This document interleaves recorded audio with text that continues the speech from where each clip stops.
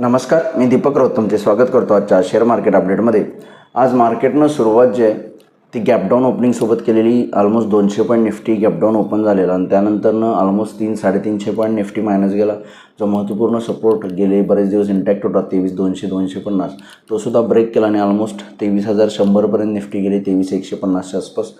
जो एक gap feel होता जो पाठीमागे 2 महिन्यापूर्वी गॅप अप ओपनिंग झालेलं निफ्टी 500-700 पॉईंटचं, तो गॅप आज एंटायर पूर्ण झाला. एप्रिलच्या सुरुवातीला निफ्टीमध्ये गॅप अप बाउन्स झालेलं आहे US इराणच्या ट्रेड डील ट्रूसनंतरनं आणि निफ्टी त्यानंतर 24,500पर्यंत गेलेली आणि आज तो गॅप जो होता तो फिल करण्यामध्ये सक्षम राहिले. निफ्टी ऑलमोस्ट निफ्टी 23,150पर्यंत खाली आला आणि त्यानंतरनं दुपारनंतरनं मात्र सडनली दुपारी 1-1:30 नंतरनं निफ्टीला जोरदार शॉर्ट कवरिंग शार्प बघायला मिळाली, रिकव्हरी बघायला मिळाली. Nifty almost entire losses recover करून पॉझिटिव्ह टेरिटरीमध्ये गेलेला, पण थोडंसं क्लोजिंगला एक 60-70-80 पॉईंट खाली येऊन बंद दिलं. बँक निफ्टी मात्र सक्षमरित्या 500 पॉईंट पॉझिटिव्हमध्ये जाऊन बंद दिले. ऑलमोस्ट 500 पॉईंट मायनसवरून 500 पॉईंट पॉझिटिव्ह म्हणजे 1,000 पॉईंटची रिकव्हरी निफ्टीनं बँक निफ्टीनं डेज लोपासून दिली. सेन्सेक्सनं सुद्धा ऑलमोस्ट 1,000 पॉईंटची रिकव्हरी डेज लोपासून दिलेली आहे. निफ्टी जो आहे तो ऑलमोस्ट डे लोपासून 300-350 पॉईंट रिकवर होऊन बंद दिला आहे, जे एक पॉझिटिव्ह साईन आहे. आजच्या रिकव्हरीचं मागचं कारण नेहमीप्रमाणे 23,200च्या आसपास सपोर्ट आहे, व्हॅल्यू बाईंग बघायला मिळतं आणि मार्केट रिकवर होतं. त्यासोबत थोडंसं FIच्या टॅक्सेशनला घेऊन गव्हर्मेंट कोणते चेंजेस करण्यासाठी तयारी दर्शवलेली आहे आणि अशा पद्धतीचं विधेयक कदाचित पार्लमेंटमध्ये आणलं जाऊ शकतं. अशा पद्धतीची न्यूज ही दुपारनंतरनं बऱ्यापैकी मार्केटमध्ये पसरत होती.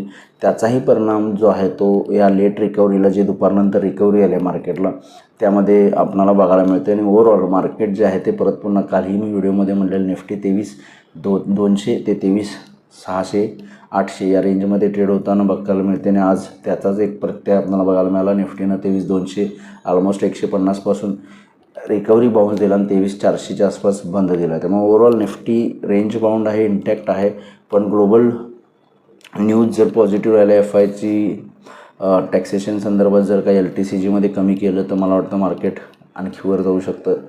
त्यासोबत US आणि इराण ट्रेड डील जरी झाली, US इराणची सीजफायर झालं आणि डील झाली, स्टेट ऑफ हॉर्मझ ओपन झालं, तरीसुद्धा मार्केट बाउन्स देऊ शकतं. आणि त्यासोबतच US आणि अमेरिकाची ट्रेड डील आहे जी उद्या कदाचित त्याच्यामध्ये अनाऊन्समेंट येऊ शकते, कारण अमेरिकेचं डेलिगेशन आलेलं आहे इकडे आणि उद्या पीयूष गोयलसोबत मीटिंग आहे. 99% ऑलमोस्ट जे आहे ते डील डन झाली US आणि अमेरिकेची. फक्त काही 1% टेक्निकल इश्यूमध्ये अडचण आहेत, त्या कदाचित उद्या सॉर्ट आउट होईल असं चर्चा आहे. या सगळ्या जर पॉझिटिव्ह न्यूज मार्केटला कन्फर्म झाल्या तर मार्केटमध्ये चांगली रिकव्हरी येऊ शकते. पण ओव्हरऑल सध्या तरी मार्केट ज्या पद्धतीनं लोअर लेवल रिकव्हरी दिली, एक पॉझिटिव्ह बायस मेंटॅलिटी आहे की उद्या थोडंसं फर्दर हायर लेवल किंवा एक अजूनही रेंजमध्ये आहे, त्यामुळे या रेंजमध्ये ट्रेड करू शकतं. उद्यासाठी काम करायचं असलं तर 23,200 आणि 23,300 हे सपोर्ट झोन आहे निफ्टीसाठी लोअर लेवलला. हायर लेवलला 23,500-550 स्ट्रॉंग रेजिस्टन्स झोन आहे. 23,550च्या वर गेला निफ्टी तर फर्दर 23,700पर्यंत निफ्टी जाऊ शकतो.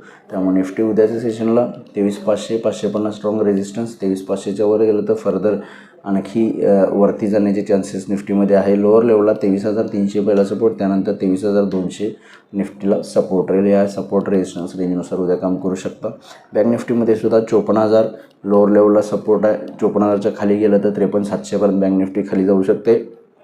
हायर लेवलला 54,500 पहिला रेजिस्टन्स आहे, त्याच्यावरती गेलं तर 54,700पर्यंत बँक निफ्टी उद्याच्या सेशनमध्ये जाऊ शकते. आजची रिकव्हरी एंटायर रिकव्हरी बँक सेक्टरनं लीड केलेली आहे आणि आजचा फॉल जो होता तो IT सेक्टरकडून आलेला. आज IT स्टॉक्स जवळपास सेक्टर 5% डाऊन आहे. पर्टिक्युलरली TCS जवळपास 8% मायनस राहिला आणि त्यापाठोपाठ इन्फोसिस, HCL टेक हे सगळे 4 ते 5% मायनसमध्ये राहिले. त्यामुळे IT सेक्टरच्या दबावामुळे निफ्टीवर दबाव होतं मॉर्निंग सेशनपासून. बाकी आज NSEमध्ये या 1,208 शेअर्स वाढले, त्या बाजूला 1,770 शेअर्स पडले. निफ्टीमध्ये 19 शेअर्स वाढले, त्या बाजूला 30 शेअर्समध्ये पडझड आहे. सेक्टर इंडिसाइजमध्ये सुद्धा बँक्स आणि फार्मामध्ये रिकव्हरी आहे, खास करून बँकिंग सेक्टरनं रिकव्हरी दिली. फायनान्स सेक्टरमध्ये आज IT सेक्टरनं लीड केले, ऑलमोस्ट 5% डाऊन आहे. त्याच्यापाठोपाठ FMCG आणि रिअल्टी सेक्टरमध्ये पडझड बघायला मिळालं. बाकी सेक्टर थोडे फ्लॅट आहेत. ओव्हरऑल मार्केटचा मूड तसा खराबच आहे. सेटअप खराब आहे कारण ऑलमोस्ट आपण 23,800च्या जोपर्यंत वर जात नाही पॉझिटिव्ह बायसमध्ये मार्केट येणार नाही. निफ्टी जो आहे तो रेंज बाउंड आहे. 23,200 ते 23,800 या रेंजमध्ये निफ्टी ट्रेड होऊ शकतो. ग्लोबल मार्केटचा आढावा घ्यायचा झालं तर युरोपियन मार्केट्स मायनस आहेत. अर्धा ते 1% युरोपियन मार्केट्स मायनस आहेत. डाव फ्युचर्स ऑलमोस्ट 180 पॉईंट मायनस आहेत. जर US मार्केटमध्ये थोडंसं काही रिकव्हरी आली तर आपल्याला पॉझिटिव्ह ओपनिंगचे चान्सेस आहेत. पण आज जसं मार्केट ग्लोबल पॉझिटिव्ह होते पण तरी आपण निगेटिव्ह राहिलो.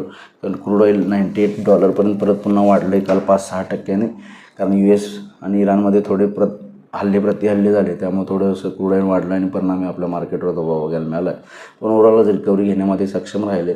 त्यामुळे उद्या मार्केट कशा पद्धतीनं बिहेव होते. माझा व्हिडिओ ऐकला त्याबद्दल धन्यवाद. माझा व्हिडिओ लाईक करा, शेअर करा, माझ्या चॅनल सबस्क्राईब करून डेली अपडेटसाठी बेल आयकॉनला क्लिक करा. धन्यवाद.